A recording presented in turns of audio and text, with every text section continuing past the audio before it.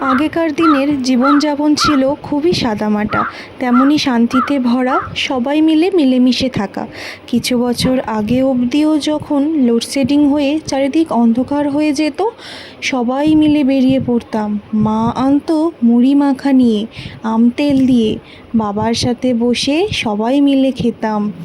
আমি আর ভাই ঠাকুমার জন্য অপেক্ষা করতাম।